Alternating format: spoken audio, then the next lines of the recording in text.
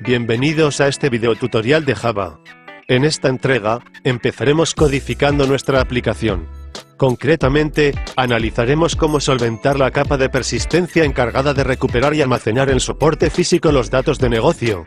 Explicaré el funcionamiento del marco de trabajo Java Persistence API 2.0. Este tutorial cubre tres apartados referidos a la persistencia. Empezaremos viendo el uso de anotaciones para lograr el mapeo de los objetos de nuestra aplicación con las tablas de la base de datos relacional. Después, veremos cómo gestionar esos objetos mapeados mediante los métodos de la interfaz Entity Manager. Finalizaremos estudiando el lenguaje de consultas Java Persistence Query Language.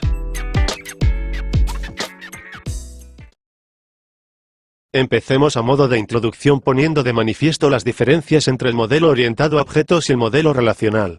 Los datos manejados por el sistema en algún momento acabarán siendo almacenados en bases de datos para su posterior recuperación y análisis. Las bases de datos relacionales almacenan los datos en tablas formadas por filas y columnas. Cada registro usa como identificador único claves primarias. Las relaciones entre tablas se representan mediante claves foráneas o tablas join respetando restricciones de integridad. Toda esta terminología es propia del modelo relacional, sin embargo, es totalmente desconocida en el modelo orientado a objetos propio de Java. En la orientación a objetos manejamos clases y sus instancias denominadas objetos. Los objetos encapsulan su estado y comportamiento aunque solo mientras corre la máquina virtual de Java. Si detenemos esta máquina o se nos cae perdemos todos los datos de negocio que manejaba el sistema en ese momento. Para evitarlo necesitamos mecanismos de persistencia. Por persistencia entendemos al proceso de almacenar el estado de un objeto de forma permanente en disco duro. El reto consiste en trasladar nuestros datos de un modelo orientado a objetos a otro relacional.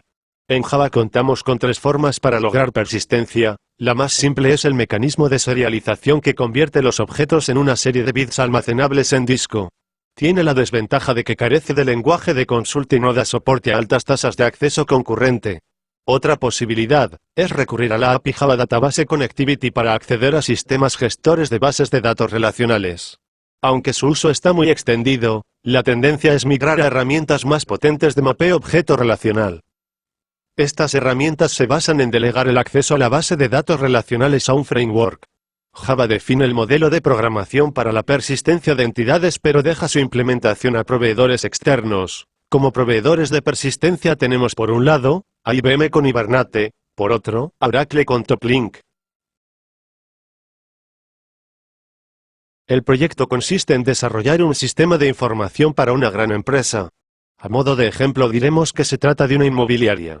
Tras las fases de análisis y diseño disponemos de una base de datos en MySQL con 20 tablas.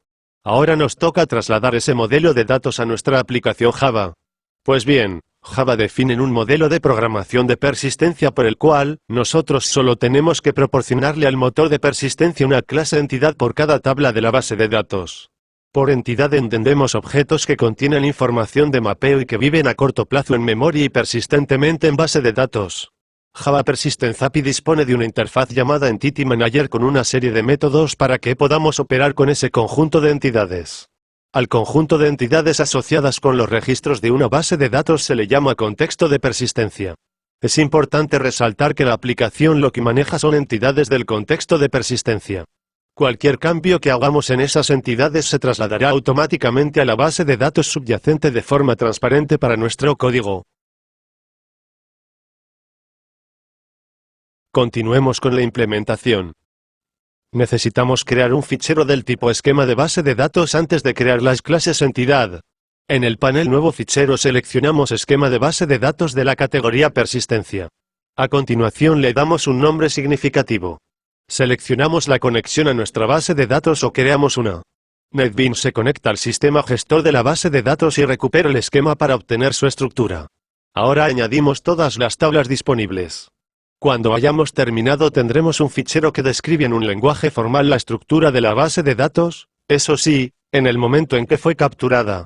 Si posteriormente hacemos cambios en la base de datos podemos usar el menú contextual para recapturar los cambios en el esquema.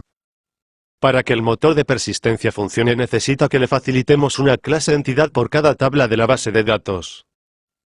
Utilizaré el asistente de NetBeans para crear las clases entidad a partir del esquema de base de datos.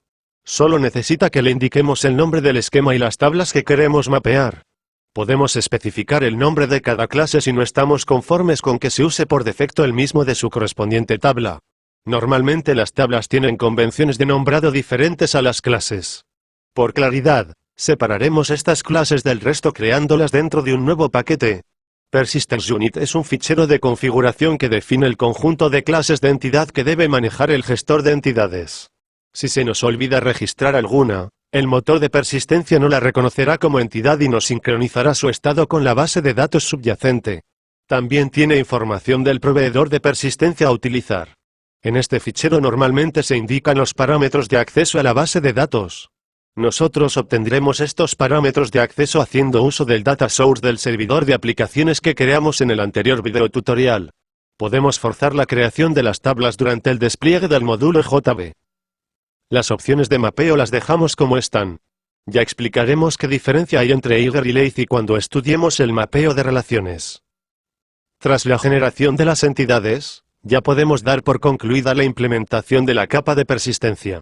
Tenemos por una parte las entidades mapeadas y por otro el gestor de entidades aportado por la plataforma Java EE, que nos facilita una serie de métodos para manipular estas entidades. La capa de negocio hará llamadas al Entity Manager cuando necesite acceso a la base de datos. Esto es lo que cubrirá el próximo tutorial. Ahora echaremos un vistazo a algunas de las entidades y explicaremos cómo funciona el mecanismo de mapeo de Java Persistence API. Asociados a cada entidad hay metadatos que establecen el mapeo con las tablas relacionales. Los metadatos pueden ser escritos en dos formatos, mediante anotaciones en el propio código de la clase entidad o con un fichero externo XML de configuración. Para simplificar el mapeo se aplica el concepto de configuración por excepción. Tenemos una serie de reglas por defecto que nos permiten omitir los metadatos en la mayoría de los casos salvo en aquellos en los que necesitemos alterar la configuración por defecto. Esta es la entidad agencia que corresponde a la tabla de la base de datos con el mismo nombre. Para que la clase sea reconocida como una entidad y no como un simple objeto sin persistencia la anotaremos con la anotación entity. La anotación table sirve para indicar el nombre de la tabla con la que se mapeará la clase agencia. Si el nombre de la clase y la tabla son exactamente iguales podemos aplicar la regla de configuración por defecto y omitir esta anotación. El proceso de mapeo de los atributos de las clases con las columnas de la tabla es igual. En este caso la anotación es column. Si los nombres coinciden no haría falta anotar. Para mapear la clave primaria de la tabla con su atributo en la clase usamos la anotación id. Este atributo generalmente se anota con Generated Value, que indica al motor de persistencia la estrategia de generación del valor único para la clave de nuevas entidades. Ya hemos visto cómo mapear las tablas, las columnas y las claves primarias. Falta mapear las relaciones que tiene la tabla agencia con las tablas empleado y ciudad. La relación con empleados es de uno a muchos. Por decirlo de alguna manera, una agencia tiene muchos empleados mientras que un empleado solo trabaja para una agencia. Esto se traduce en el modelo orientado a objetos en una colección de entidades del tipo empleado. Este tipo de relaciones se anota con one-to-many. Por parámetros se establece el atributo en la entidad empleado que corresponde a la clave foránea. El resto del código son simples métodos accesores y transformadores. Aunque nada impide añadir métodos validadores de atributos o de otra índole menor, nunca deberemos meter métodos que manipulen otras entidades y mucho menos que implementen lógica de negocio. Tengamos en cuenta que el motor de persistencia se ejecuta fuera del contenedor EJB por lo que no tiene acceso a los servicios de seguridad, transaccionabilidad, etc. De este modo, si tuviéramos lógica de negocio dentro de las entidades careceríamos de las garantías que dan los componentes EJB. Hasta aquí la primera parte de esta entrega sobre la capa de persistencia. En la segunda, veremos cómo manipular las entidades y cómo hacer consultas avanzadas.